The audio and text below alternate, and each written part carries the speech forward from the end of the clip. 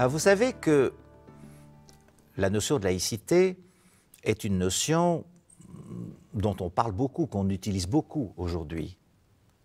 Mais toutes ces notions comme la laïcité, la démocratie, les droits de l'homme, la tolérance, etc., sont des notions qui sont utilisées par tellement de gens, dans des contextes tellement différents, qui peuvent être académiques, qui peuvent être politiques, dans les journaux, dans les conversations courantes, dans les textes juridiques, qu'évidemment, il y a beaucoup de chances qu'on leur donne des sens divers. Ce qui est embêtant, parce que si l'un parle de laïcité et pense quelque chose, et l'autre répond en pensant autre chose, on n'arrive pas à s'accorder sur le sens des termes. Rappelez-vous les critiques que Socrate faisait aux sophistes en disant, d'abord, il faut s'accorder sur le sens des termes. Alors, je n'ai pu donner qu'une définition très générale de la laïcité, parce que c'est la définition la plus englobante, la plus générale, mais attention, elle est très importante. La laïcité, ça s'oppose à quoi? Ça s'oppose à un système politique dans lequel une église est dominante. Elle est reconnue comme église officielle, l'État est à son service, le rôle de l'État n'est pas seulement de faire régner l'ordre, de fournir un certain nombre de ressources aux individus, il est aussi de favoriser la bonne religion. Ça, c'est des États qui ont existé dans l'histoire de l'Europe et qui existent dans d'autres parties du monde aujourd'hui, et la laïcité s'y oppose exactement. C'est l'idée que non seulement l'État ne peut pas être partie prenante, c'est-à-dire favoriser une religion qui devient une religion officielle et qui relègue ceux qui ne croient pas en la bonne religion au statut de citoyen de seconde zone, c'est surtout l'idée que l'État doit être neutre en ces matières. Et qu'est-ce que ça veut dire que l'État doit être neutre? Ben, ça veut dire que, quelle que soit votre orientation, quelle que soit votre croyance ou non-croyance, l'État ne peut pas faire de cela soit un avantage, soit un désavantage pour vous. L'État doit être tout à fait neutre.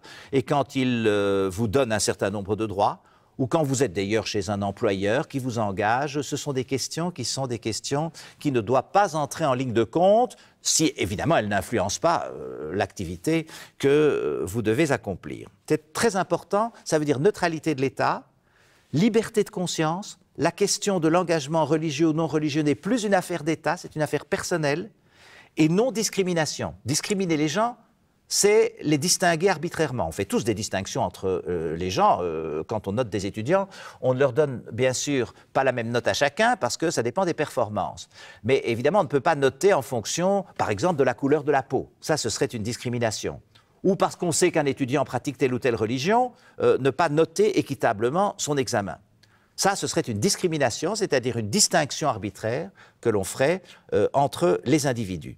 Donc la laïcité suppose neutralité de l'État, liberté de conscience, non-discrimination en matière de conscience et de religion.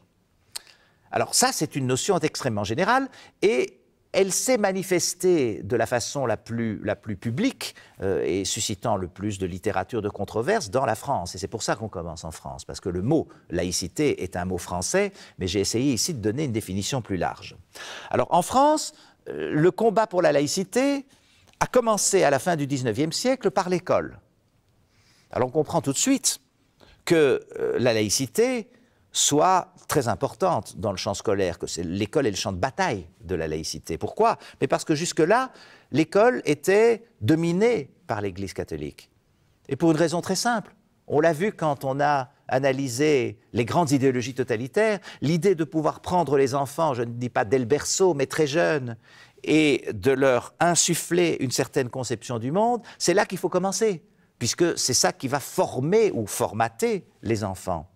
Et donc l'Église accordait une importance énorme à l'enseignement, elle avait un grand pouvoir, elle avait ses écoles à elle, et elle était très présente dans l'école publique.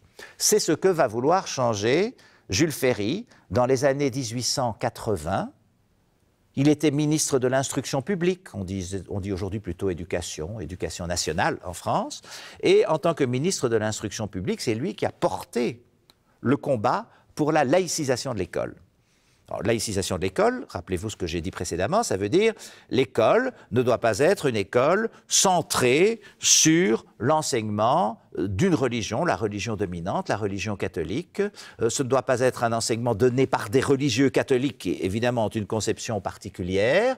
Ce doit être l'école de tous, parce que sinon ce n'est pas une école laïque, sinon il va y avoir des gosses qui croient des choses différentes et qui vont se sentir relégués en élèves de seconde zone parce que la religion qu'on enseigne, ce n'est pas celle que leurs parents leur ont apprise chez eux. Et donc, Jules Ferry dit, pour que l'école soit neutre en cette matière-là, eh bien, il faut retirer l'enseignement de la religion de l'école publique et il faut aussi retirer le droit des prêtres, des membres des communautés religieuses, ce qu'on appelait les congrégations religieuses. Il faut aussi leur retirer ce droit d'enseigner à l'école et il faut enseigner quelque chose qui soit valable pour tous.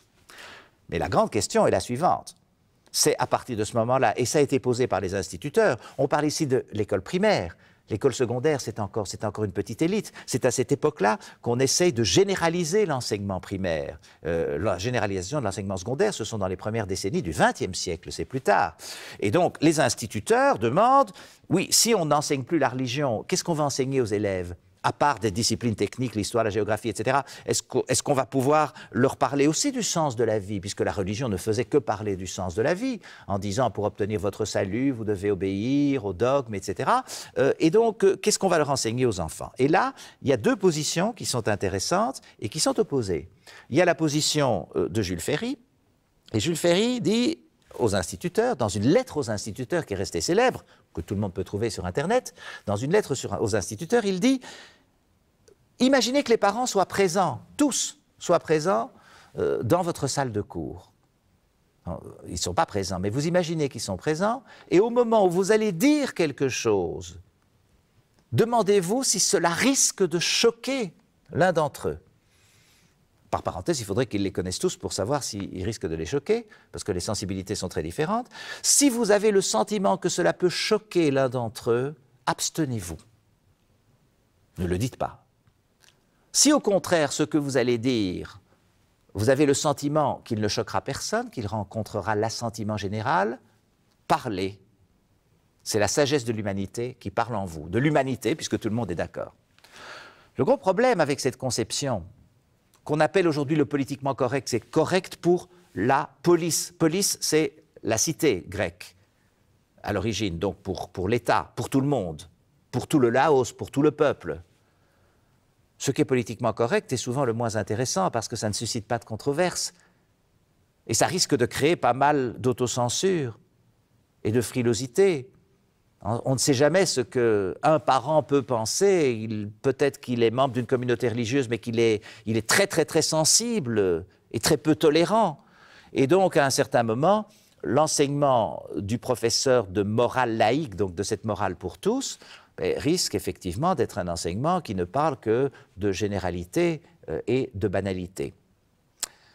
À cette conception de Ferry, on peut comprendre, il a fait un grand geste en laïcisant l'école et il est prudent, il ne veut pas faire de vagues.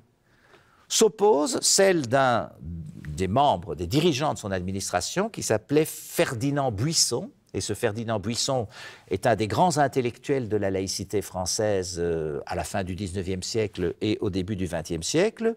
Et Buisson était d'un avis différent. Il considérait qu'il n'y avait pas de milieu. C'était ou la pensée critique ou le dogme. Et si l'école doit former des citoyens, en démocratie, il faut que les gens apprennent à discuter de tous les problèmes, qu'ils examinent librement les problèmes, comme nous l'avons dit précédemment, et il s'oppose au dogme de quelque église que ce soit. Si vous donnez cette fonction, cette vocation à l'école, c'est peut-être très bien, c'est un objet de discussion, c'est un objet de controverse, mais il va de soi que, imaginez les parents dans la salle, ils vont évidemment être très choqués, puisque tous les parents qui adhèrent à une religion avec des dogmes vont sentir que l'école est là pour attaquer leur conception, puisqu'elle défend la pensée critique, contre toute pensée dogmatique. Et de ce point de vue-là, c'est une vocation de l'école qu'on peut considérer comme étant plus ambitieuse d'une certaine façon. En même temps, elle est sûrement plus controversée, elle va sûrement susciter plus de réactions dans la société que la position de Ferry. Et ce sont deux positions que nous devons garder en mémoire parce qu'elles seront importantes pour aborder les débats contemporains.